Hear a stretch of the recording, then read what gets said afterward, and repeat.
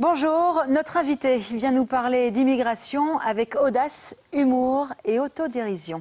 Mohamed Alouchi est avec nous. Merci de nous faire le plaisir de votre visite. Bonjour. Alors, c'est juste audace, humour, autodérision? C'est le projet. Hein, la vie, c'est comme un arbre. La vie, c'est comme un arbre. Quel titre déjà? C'est beau, c'est Ça annonce la poétique. couleur. Alors, on va parler en détail de cette pièce, de cette comédie. Hein, comme vous l'appelez même, et c'est pas pour rien. Vous l'avez écrite avec Rachid Hirchi, qu'on retrouve dans la pièce. C'était en 2005. Ça cartonne aujourd'hui. On c'est peut vrai, le dire. Ouais, on est toujours sold out. On a un succès fou. On n'y croyait pas, mais c'est là. Et ça arrive, et c'est vrai. Et ça marche. Comment vous l'expliquez? Voilà, maintenant ça y est, vous cartonnez, comment ça se fait? Ben, à mon avis, c'est parce que dans ce spectacle, on ne trouve pas de coupable. Il n'y a pas de victimisation autour du sujet de l'immigration. On vient passer un beau moment, on raconte une histoire humaine. On rigole. On rigole surtout, les gens aiment bien rigoler. Et alors, l'écriture de ce spectacle a amené quelque chose de très populaire, très accessible. Et alors, les gens sont très intéressés par ça. Bon, il y a des prestations de danse aussi qui sont pas mal. Oui, on a des chorégraphies. On n'est pas des vrais danseurs, mais ça rend... C'est peut-être pour ça que c'est drôle. C'est pour ça que c'est drôle. Et puis, il y a des courses-poursuites, il y a des grosses baffes. C'est vraiment le Tom et Jerry, quoi. Alors, l'histoire, le pitch, c'est quoi? Donc, on est à Tanger en 1964. Il y a trois copains, on peut dire? Trois amis, oui, tout à fait. Trois amis, trois Marocains, qui sont là un peu en galère et qui se disent qu'il y aurait peut-être une vie meilleure en Europe. Voilà, et c'est par hasard qu'ils entendent parler du permis de travail. L'accord entre le roi Baudouin et Hassan II à l'époque, et qui amène la première immigration de travail marocaine pendant 10 ans, puisque c'était de 64 à 74. Et ils se disent, c'est le moment, c'est l'instant, on part. C'est pour nous, quoi. Ouais. Bon, on va regarder un extrait, on se retrouve juste après.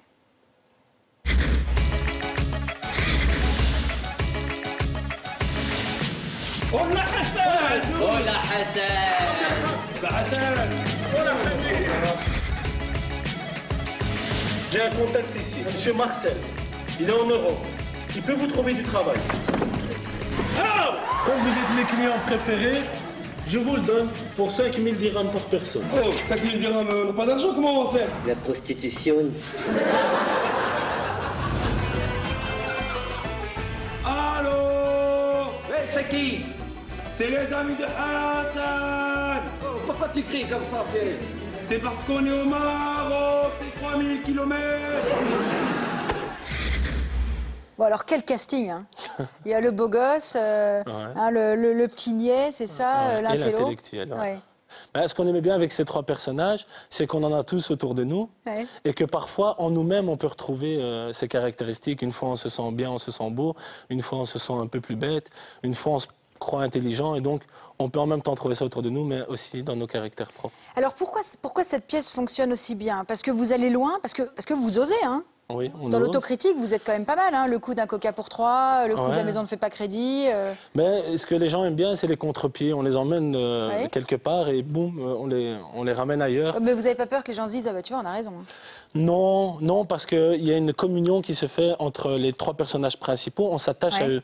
Parce qu'ils sont tellement drôles à se faire les petites combines, la guerre, mais en même temps, ils restent ensemble. Et au fil de l'histoire, on est amoureux de ces trois personnages et on attend de voir ce qui va se passer. Bien sûr. Alors l'immigration, c'est un thème qui a été maintes et maintes fois abordé. Est-ce que c'était pas risqué? Donc au tout début, hein, si on remonte en 2004-2005, quand vous vous mettez à écrire cette pièce, l'idée, elle vient d'où d'abord? Et comment vous vous dites, OK, on y va? Personnellement, on a réfléchi sur notre présence aussi en Belgique, puisqu'on est d'origine marocaine. Et, vous êtes né où? Moi, je suis né à Bruxelles et mes parents sont du Maroc. Il faut savoir que mes parents, leur ville est à 800 km de distance au Maroc. Et c'est à Bruxelles qu'ils se sont rencontrés. Et c'est en grandissant et en prenant de l'âge qu'on s'est rendu compte le sacrifice de nos parents. De se dire, ils ont quitté leurs parents. Ce courage qu'ils ont eu, hein, de tout quitter. Ils ont vu leur famille que chaque été. Et ils ont travaillé en Belgique, dans un pays qu'ils ne connaissent pas, la langue, ils ne la maîtrisent pas. Donc je trouvais ça très beau. Mais je ne m'en rendais pas compte parce que moi, j'ai plutôt connu le côté négatif de l'immigration en tant que jeune ado à Bruxelles, par rapport à la délinquance, le chômage, la discrimination. Et puis, en prenant de l'âge, on s'est rendu compte qu'il y avait quelque chose de beau dans l'immigration et qu'il fallait le partager pour remercier les anciens de ce courage qu'ils ont eu et pour motiver les nouvelles générations à aussi prendre exemple. Est-ce que c'est pour ça aussi que ça marche? Parce que c'est justement intergénérationnel et ça concerne tout le monde. Ça concerne tout le monde et en même temps, il y a beaucoup beaucoup de craintes autour des nouvelles immigrations.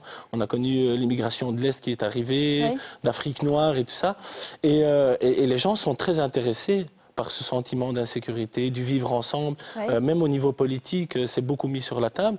Et donc, je pense que traiter de ce sujet, en rigoler, et faire que dans la salle, des gens de diverses origines, autant sociales que de nationalités, qui rigolent ensemble, c'est une réussite de notre pièce de théâtre. Et je pense que c'est ça qui nous ramène ce succès. Oui, parce que donc, ça veut dire que les gens peuvent venir donc, déjà plusieurs fois avec d'autres gens. Parce que si on n'arrive pas à faire passer des messages... c'est l'effet boule de neige, parce que les gens ne s'attendent pas à ça. Ils ont tellement été touchés qu'ils veulent le partager.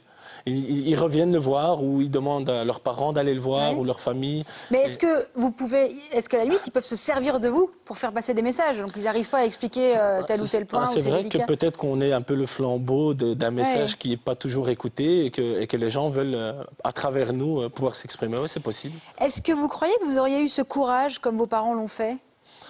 Vous êtes projeté à leur place? Vous avez essayé d'imaginer ce que vous auriez fait? Je suis quelqu'un de courageux aussi parce que j'ai des années de travail de terrain sur Bruxelles. J'ai beaucoup milité et je pense que j'ai un peu la trempe de mes parents. Maintenant, après, je n'ai pas été dans cette situation, donc je ne pourrais pas me prononcer comme ça. Mais... Est-ce que c'est arrivé, peut-être au début de la pièce, que les gens ne rient pas à des endroits où ils devraient? Non, ça... non, je le dis tout de suite, non. Non, parce que dans notre groupe, il y a bien un truc qu'on a, c'est un peu vantard de le dire, mais je vais me permettre, on n'a pas raté une seule blague en 10 ans de travail sur plusieurs projets différents. Ça arrive d'avoir un public mou, non? On le démoule. Donc il n'y a pas de problème, on y arrive. Bon, c'est quoi votre meilleur moment depuis que cette pièce existe? Votre meilleur souvenir, c'est quoi? C'est quand ma mère est montée sur scène pour coller la scène et me prendre dans ses bras. Parce qu'il y a quand même dans la pièce un film montage qu'on a fait avec les photos de nos parents. À la fin. Des photos qui ont plus de 40 ans, 50 ans parfois. Et c'est très touchant. Et elle est montée sur scène, me prendre dans les bras. Le public a fondu. Et il y avait une très belle ambiance. Et le pire moment? Le pire moment, c'est...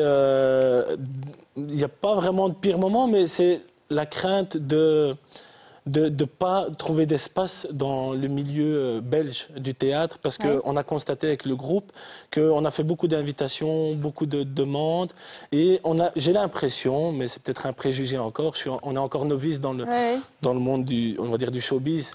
Bon, on est à face, donc ça va se débloquer maintenant.